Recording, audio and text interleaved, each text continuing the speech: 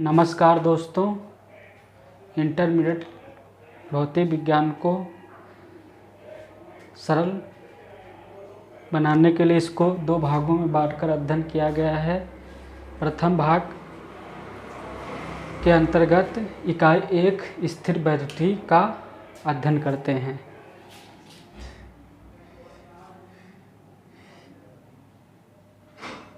इकाई 1 स्थिर वैद्युतिकी। इसके अंतर्गत किताब में कुल 4 अध्यायों यानी चैप्टर्स दिए गए हैं। Chapter number 1, chapter number 2, chapter number 3, chapter number 4। इसके अंतर्गत वैद्युत आवेश तथा वैद्युत क्षेत्र,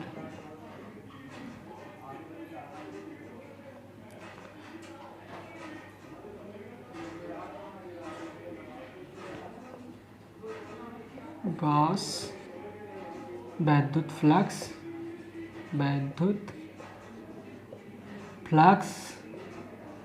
तथा गॉस की प्रमेय या नियम। तीसरा, वैद्युत विभव धारिता। 4 लेसन जोड़े गए, लेकिन इसको और बेहतर समझने के लिए हम लोग इन्हीं चैप्टरों को इन्हीं अध्यायों को अन्य भागों में बांट लेते हैं। इसको हम 2 हिस्सों में बांट लेते हैं। ए वैद्युत आवेश तथा इसी लेसन के अंदर मिलेगा कूलाम का नियम।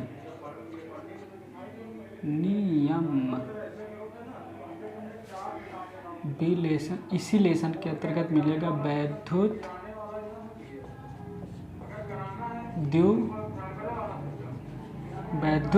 द्विध्रुव। दूसरा लेसन हम लोग इतना हिस्सा ले लेते हैं और इसको ले लेते हैं। तो पहले चैप्टर के अंतर्गत हम 2 पार्ट में जाएंगे।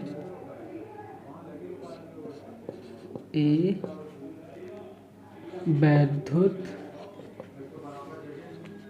आवेश तथा कूलाम का नियम। बी इसी का पार्ट में जाएंगे, वैद्युत द्विध्रुव। दूसरे चैप्टर का नाम जाएंगे वैद्युत क्षेत्र तथा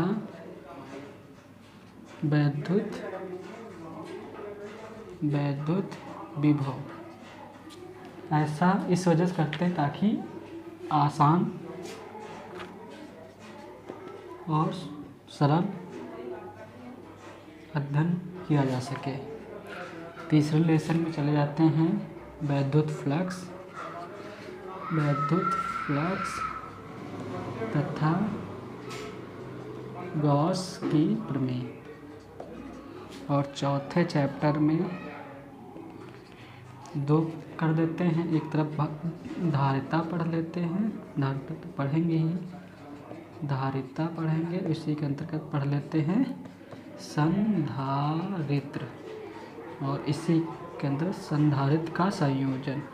संधारित्र का संयोजन बी पार्ट में जाके, ए पार्ट बी। हम अध्ययन को सुगम व सरल बनाने के लिए इस तरह तोड़ लेते हैं। शुरुआत करते हैं वैद्युत आवेश तथा कूलाम के नियम से। चलो शुरुआत करते हैं, बहुत ध्यान से सीखने की कोशिश करते हैं। स्थिर वैद्युतिकी के अंतर्गत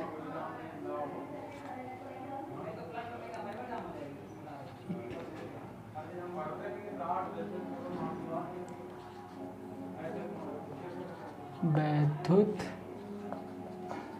आवेश तथा कूलाम का नियम। सबसे पहले इसका अध्ययन करते हैं, लेकिन सबसे पहले इकाई एक को पढ़ लेते हैं। इकाई एक, स्थिर वैद्युतिकी। स्थिर वैद्युतिकी वैद्युत विज्ञान की वह शाखा है जिसके अंतर्गत स्थिर आवेश से आवेशित वस्तुओं के गुणों का अध्ययन किया जाता है। वैद्युत, सबसे पहले समझते हैं, वैद्युत एक शक्ति का नाम है जिसके कारण किसी वस्तु में बहुत ही हल्की वस्तुओं को आकर्षित करने का गुण आ जाता है, वैद्युत कहलाता है यह शक्ति। दूसरा आते हैं आवेश पे। आवेश किसी द्रव्य का वह गुण है जिसके कारण वह वैद्युत तथा चुंबकीय प्रभाव उत्पन्न करता है, वह इनका अनुभव करता है, वैद्युत आवेश कहलाता है। तीसरा आते हैं आवेश के प्रकार। आवेश के प्रकार, आवेश दो प्रकार का होता है, धनात्मक तथा ऋणात्मक। इसको बताया था बेंजामिन फ्रैंकलिन ने। इसको वैज्ञानिक बेंजामिन फ्रैंकलिन ने बताया था। समान आवेश धन धन ऋण ऋण आवेश एक दूसरे को प्रतिकर्षित करते, जबकि विपरीत आवेश धन ऋण आवेश एक दूसरे को आकर्षित करते हैं।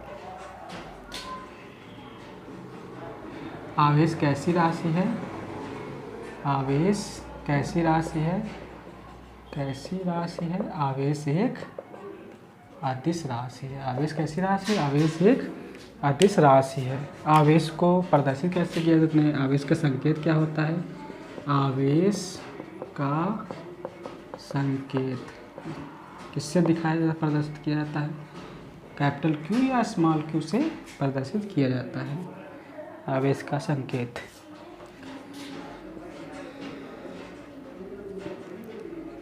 आवेश का मात्रक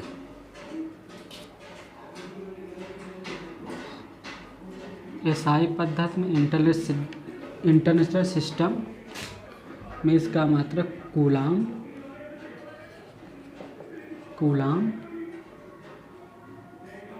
कैपिटल सी से रिप्रेजेंट करते हैं कूलाम, तथा CGS पद्धति में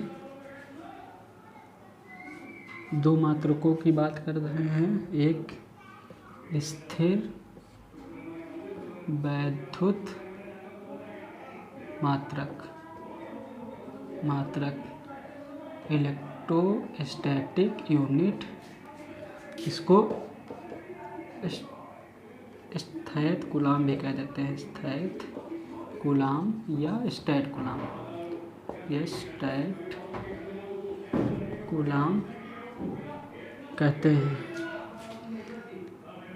वैद्युत चुंबकीय मात्रक इलेक्ट्रोमैग्नेटिक यूनिट, इसको कहते हैं, या ए पढ़ लेते हैं। 1 कूलाम। यहाँ पर इसके बारे में समझने की कोशिश करते। 1 कूलाम बराबर 3 × 10⁹ ESU या स्थैत कूलाम। 1 कूलाम इक्वल टू से जाते हैं 10⁻⁻1 ई मैग्नेटिक यूनिट या 1 कूलाम। 1 कूलाम। ओके, अब कर देते हैं, आगे देखते हैं। मात्रक हो गया, चलते हैं बीमा के पास। वैद्युत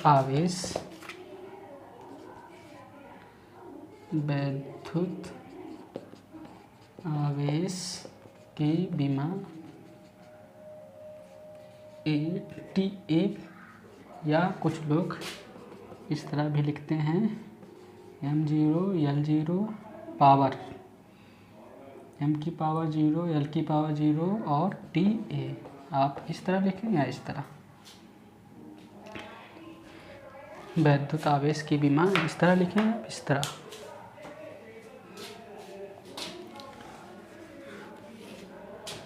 आगे शुरुआत करते हैं।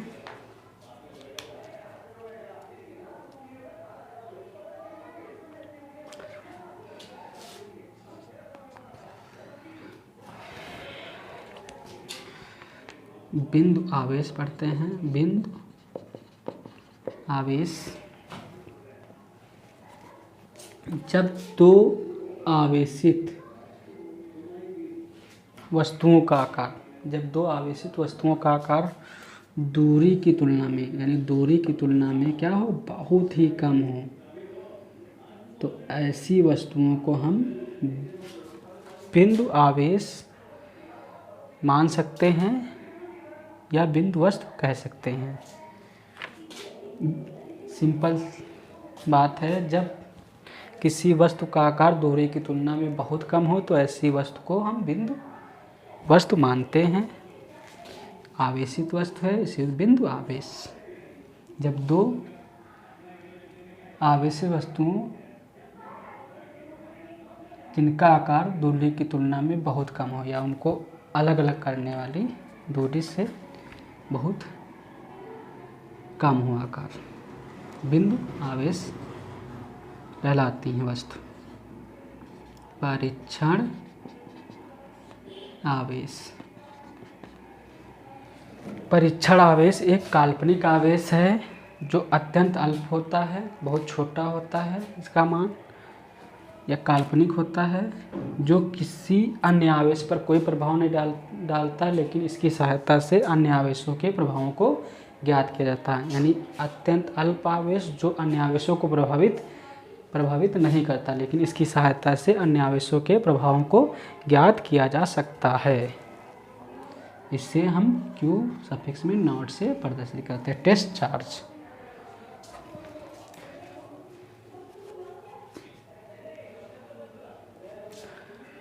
पढ़ लेते हैं।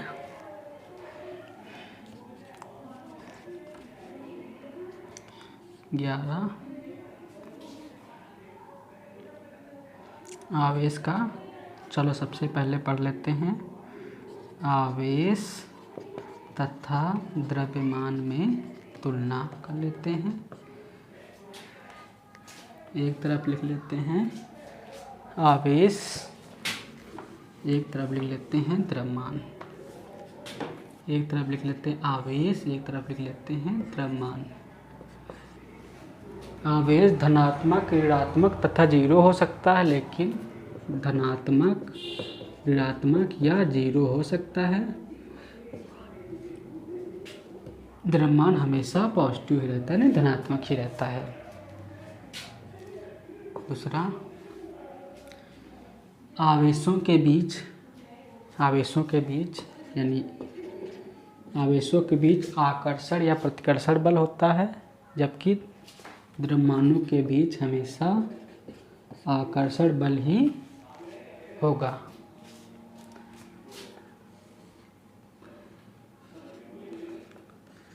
आवेश पर वेग का प्रभाव नहीं पड़ता है, जबकि द्रव्यमान पर वेग का प्रभाव पड़ता है।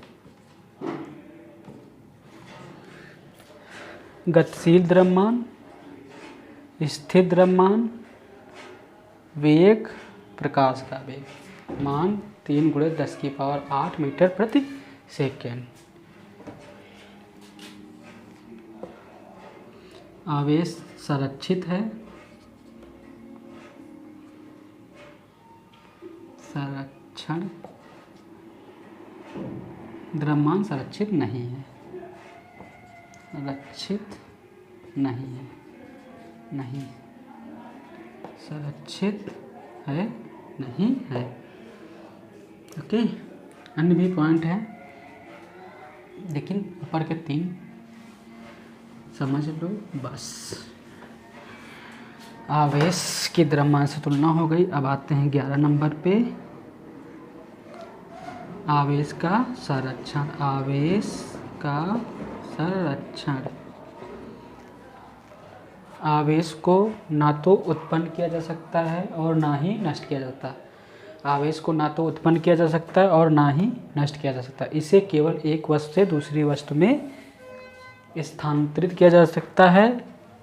किसी विलगित निकाय का कुल आवेश नियत रहता। स्टार बना दो, न्यूमेरिकल के काम आएगा। किसी विलगित निकाय का कुल आवेश नियत रहता है। आवेश का संरक्षण में 2 चीज़ें पढ़ लेना ज़्यादा बेहतर है। युग्म उत्पादन और युग्म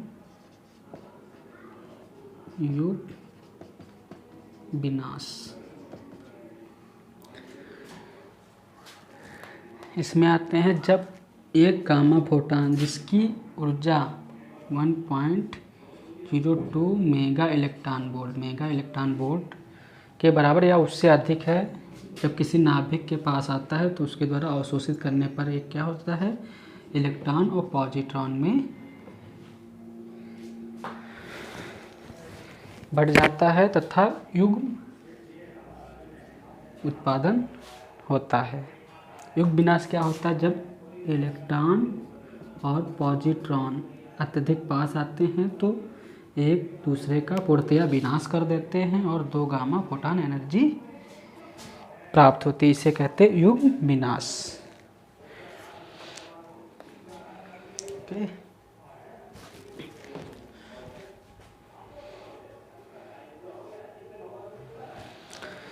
अब पढ़ते हैं मूल आवेश।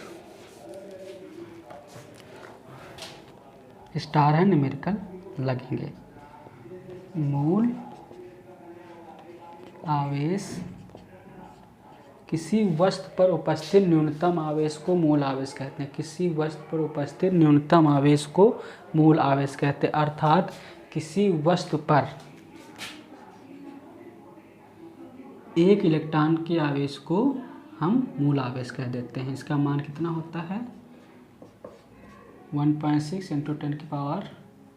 10⁻⁻19 कूलाम। इसको बताया था मिलिकन ने। ओके, 13 नंबर पे आते हैं, आवेश की परमाणुकता। आवेश की परमाणुकता,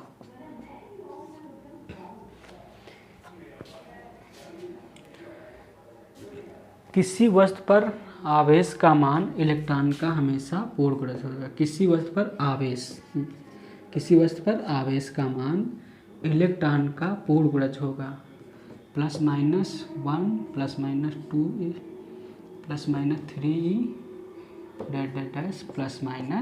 ±NE। किसी वस्तु पर आवेश का मान इलेक्ट्रॉन का पूर्ण गुणज होता है। इसे कहते हैं पूर्णांक।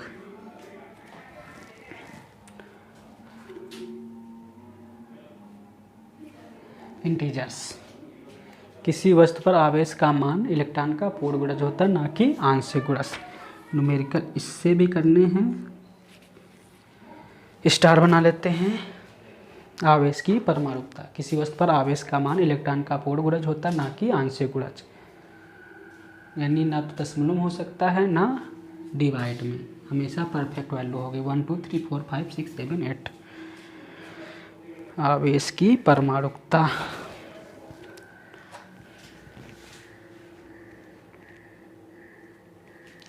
वैद्युत आवेश की योज्यता पढ़ लेते हैं।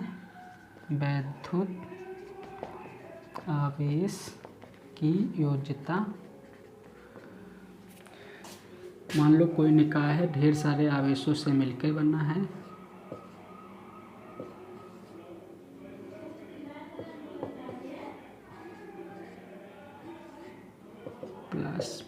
प्लस माइनस एक और लिख लेते हैं 4, एक और लिख लेते हैं 5 पॉजिटिव। किसी निकाय का कुल आवेश, अब कुल आवेश मान लेते हैं कैपिटल Q। किसी निकाय का कुल आवेश उस निकाय के भिन्न भिन्न अवयवी आवेशों के बीजगणितीय योग के बराबर होता है। इसे कहते हैं योज्यता का 4 और 5 प्लस माइनस Qn। किसी निकाय का कुल आवेश उस निकाय के अलग अलग कड़ों पे कह दो, अलग अलग आवेशों के बीजगणितीय योग के बराबर होता है। योज्यता का नियम हो गया। अब आते हैं आवेश का 15 नंबर। आवेश का वितरण। आवेश का वितरण दो प्रकार का होता है, सतत आवेश वितरण और असतत आवेश वितरण।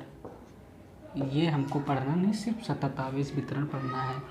जब किसी वस्तु पर आवेश एक समान रूप से वितरित हो तो इसे सतत आवेश वितरण कहते हैं। ये निम्न प्रकार का होता है। सतत आवेश वितरण वस्तु के आकार के आधार पर हम इसको 3 हिस्सों में बांट देते हैं। ऐसे जिसके पास केवल एक विमा हो, लंबाई हो या चौड़ाई या ऊंचाई।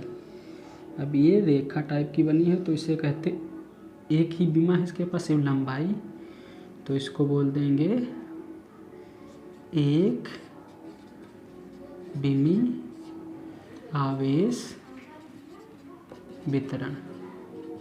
एक समान आवेश वितरण, एक विमी आवेश वितरण। इसके पास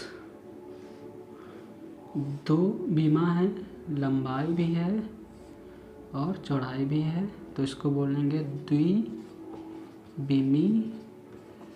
आवेश वितरण। और एक घन या घनाभ बना लेते हैं। इसके पास 3 विमा है तो इसको बोलेंगे त्रिविमी आवेश वितरण।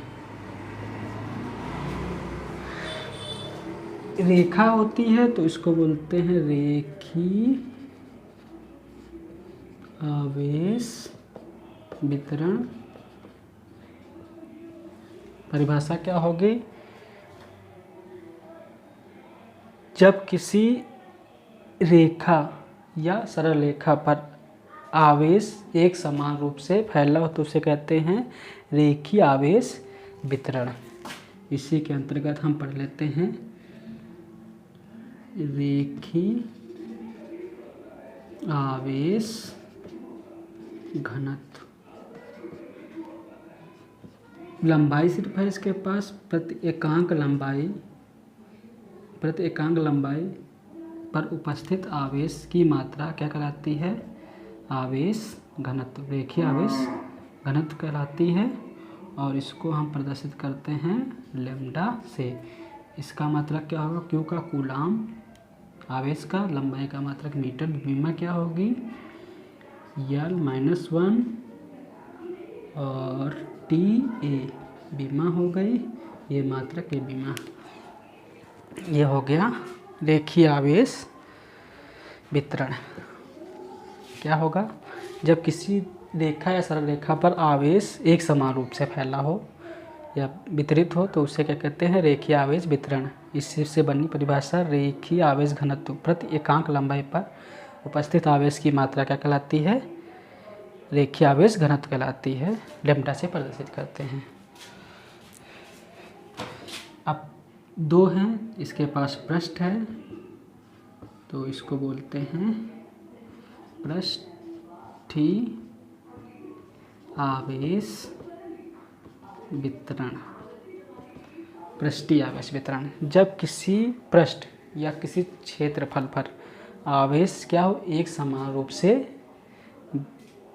वितरित हो या वितरण हो उसका, तो क्या कहलाता है, पृष्ठीय आवेश वितरण। इसी से परिभाषा बना लेते हैं पृष्ठीय आवेश घनत्व, क्योंकि इसमें क्या है, क्षेत्रफल होता है दो, तो प्रति एकांक क्षेत्रफल प्रति एकांक क्षेत्रफल पर उपस्थित आवेश की मात्रा क्या कहलाती है, पृष्ठीय आवेश घनत्व कहलाती है। इसे सिग्मा से प्रदर्शित करते हैं। अब इसकी विमा क्या होगी, इसका मात्रक क्या होगा, क्यू का मात्रक तो जानते हो कूलाम होता है, कूलाम प्रति क्षेत्रफल का मीटर स्क्वायर, तो इसकी विमा क्या होगी, L-2 ऊपर जाएगा तो और क्या हो जाएगा TA, ये विमा होगा इसकी। आते हैं इसमें, क्योंकि आयतन है इसको बोला जाता है आयतन आवेश वितरण। आयतन आवेश वितरण, जब किसी आयतन में आवेश का वितरण एक समान रूप से हो तो उसे आयतन आवेश वितरण कहते हैं। इसी से हम बना लेते हैं परिभाषा आयतन आवेश घनत्व। जब प्रति एकांक आयतन में उपस्थित आवेश की मात्रा, प्रति एकांक आयतन में उपस्थित आवेश की मात्रा क्या कहलाती है, आयतन आवेश घनत्व कहलाती है। इसे हम रो से प्रदर्शित करते हैं। इसकी विमा क्या होगी, कूलाम प्रति मीटर, क्योंकि भुजा 3 बार शामिल है, उसकी विमा क्या होगी L-3 TA।